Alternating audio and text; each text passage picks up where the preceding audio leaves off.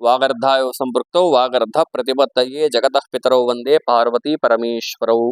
Shri Mata Telugu YouTube channel ప్రేక్షకులందరికీ కూడా నా హృదయపూర్వకంగా నమస్కారాలు.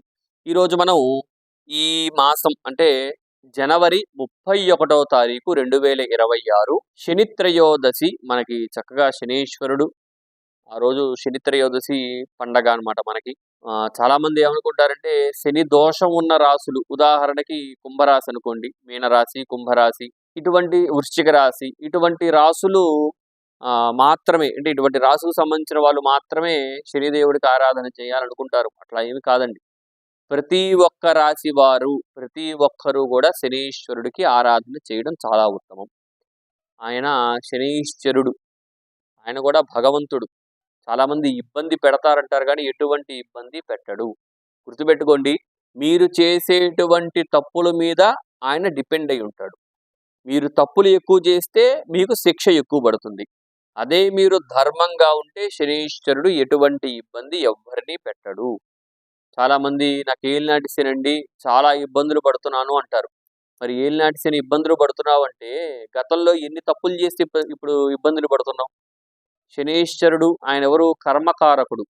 కర్మ మాత్రమే మీరు ఏదైతే కర్మని చేశారో ఆ కర్మ మాత్రమే మీకు ఆయన ఫలితాన్ని చూపిస్తాడు. మీరు ఎక్కువ తప్పులు చేసి కర్మను పొందారు అంటే ఆ తప్పు చేసినటువంటి కర్మని మాత్రమే మీకు ఇస్తాడు. అదే మీరు పుణ్యకర్మలు చేసుంటే ఆ అనుగ్రహాన్ని చక్కగా ఇస్తాడు.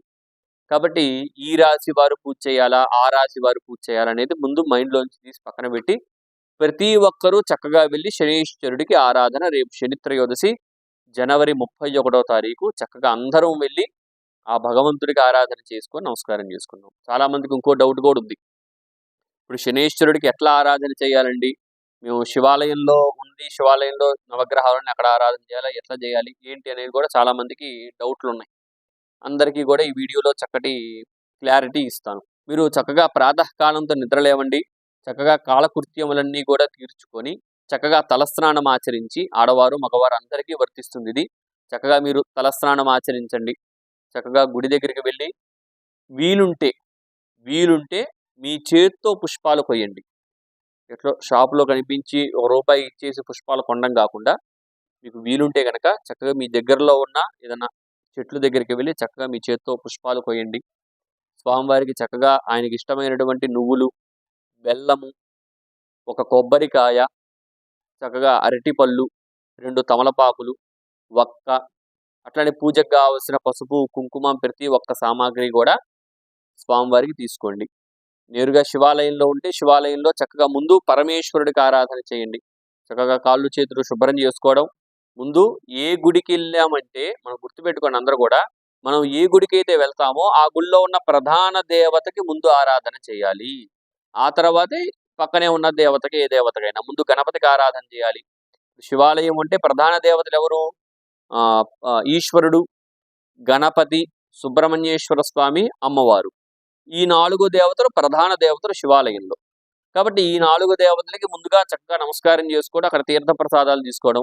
నేరుగా ఈ తర్వాత మీరు ఏదైతే శనీశ్వరుడు అంటున్నారో ఆ శనిగ్రహం దగ్గరికి రావడం, ఆ శనిగ్రహం దగ్గర చక్కగా ఆరాధన చేయడం. ఆ దేవతకి మీరు తెచ్చుకున్నటువంటి పుష్పాలు, పత్రాలు అన్నిటితో చక్కగా మీకు వీలుంటే ఆ గుళ్ళో చేస్తున్నటువంటి అర్చక స్వామిని సంప్రదించి ఆయన చేత చక్కగా అష్టోత్తర పూజ చేయించుకోండి. ఆయనకి చక్కగా తైలాభిషేకం చేయండి. చక్కగా నల్ల బట్టని ఆయనకి ధారణ చేయండి. ఒక పూలమాల చక్కగా స్వామివారికి ఆరాధన చేయండి. ఇవన్నీ చక్కగా చేసి, చాలామంది గుర్తుపెట్టుకోండి, ఇంకో విషయం కూడా చెప్తున్నాను.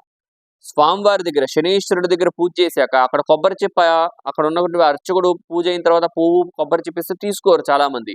తప్పు, అది చాలా దోషం. అట్లా చెయ్యకుండా చక్కగా ఆయన దగ్గర ఉన్న తీర్థ ప్రసాదం తీసుకోండి. శనీశ్వరుడు అంటే భగవంతుడు, ఆయన సూర్యుడి పుత్రుడు, చాలా శుభకరమైనటువంటి గ్రహం. ఆయన అనుగ్రహించాలే కానీ ఆయన అనుగ్రహించాలే కానీ ఎంతో అదృష్టం అనేది మనకి కలుగుతుంది. కాబట్టి ఆ తీర్థ ప్రసాదాన్ని తీసుకోండి. చక్కగా కొబ్బరి చిప్ప ఉంటే కొబ్బరి చిప్ప, బెల్లం గడ్డ ఉంటే బెల్లం గడ్డ చక్కగా స్వామివారి దగ్గర తీసుకొని అక్కడే నమస్కారం చేసుకొని ఒక పక్క నోట్లో వేసుకోండి. చక్కగా స్వామివారికి నమస్కారం చేసుకోండి. చాలా మందికి ఇంకో డౌట్ కూడా ఉంది. ఇక్కడ పూజ చేశాం కదా, కాళ్ళు కడుక్కొని ఇంటికి వెళ్ళాలంటే అది కూడా పెద్ద దోషం. చాలా ఆగ్రహిస్తాడు భగవంతుడు. ఏ భగవంతుడు నచ్చడు. మీరు ఎప్పుడైతే గుళ్ళో ఆరాధన చేస్తారో అయిన వెంటనే అలానే ఇంటికి వెళ్ళి కూర్చోవాలి కాసేపు. మీరు ఈ గుళ్ళో తీసుకున్నటువంటి ప్రసాదం చక్కగా గృహంలో మీ బంధుమిత్రులందరూ స్వీకరించాలి దాన్ని. అలా ఎప్పుడైతే ఆ తీర్థ ప్రసాదాన్ని స్వీకరిస్తారో చక్కగా ఇప్పుడు కూడా అట్లానే చేయండి. స్వామివారి దగ్గర పూజ అవుతుంది.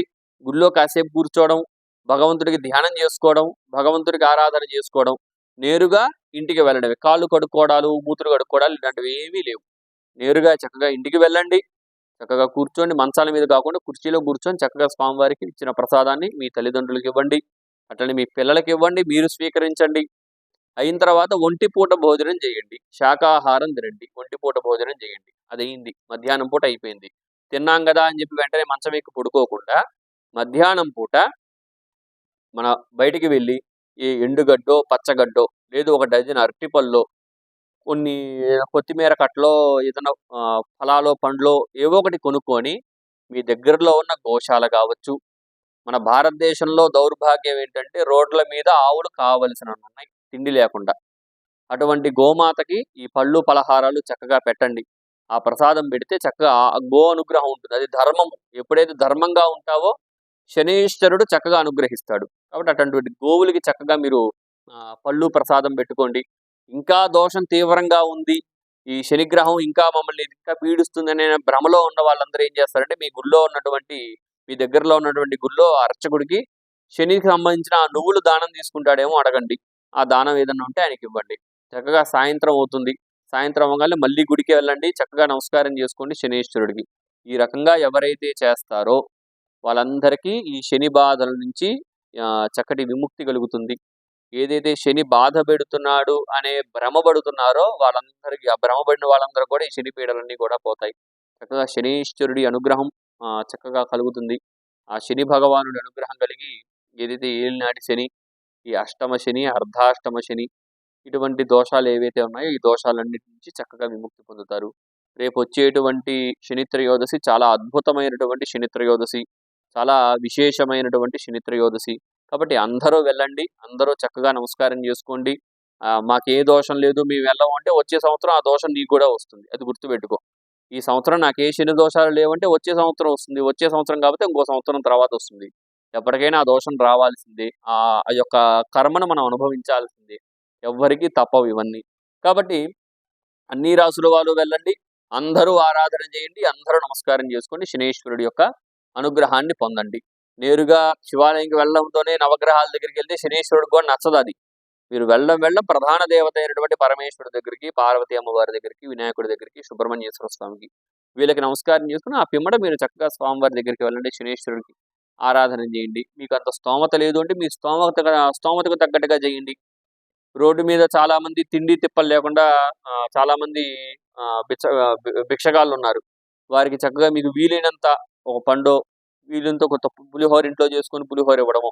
చక్కగా వారికి కూడా ఒక పూట భోజనం పెట్టినట్టు ఉంటుంది. ఇవన్నీ చేస్తే చక్కగా శనీశ్వరుడి అనుగ్రహం బ్రహ్మాండంగా ఉంటుంది. ఆయన చక్కగా అనుగ్రహిస్తాడు. ఒక శనీశ్వరుడి కంటే ఆయనకే కాకుండా చుట్టుపక్కల ఉన్న నవగ్రహాలు కూడా చక్కగా ఆరాధన చేయండి. అన్ని గ్రహాల అనుకూలత బ్రహ్మాండంగా ఉంటుంది. కాబట్టి ఈ రకంగా ఎవరు చేస్తారో వారికి శని బాధల నుంచి చక్కటి విముక్తి కలుగుతుంది అని చక్కగా భగవంతుడి అనుగ్రహం బ్రహ్మాండంగా కలుగుతుంది. ఈ వీడియో ఇంకింతేనండి. నమస్కారం. మన ఛానల్ని ఎవరన్నా కొత్తగా చూస్తుంటే మన ఛానల్ని సబ్స్క్రైబ్ చేసుకోండి. అట్లనే ఆల్రెడీ సబ్స్క్రైబ్ చేసుకుంటే ఈ వీడియోకి ఒక లైక్ చేయవలసిందిగా కోరుతున్నాను. నమస్కారం. సెలవు.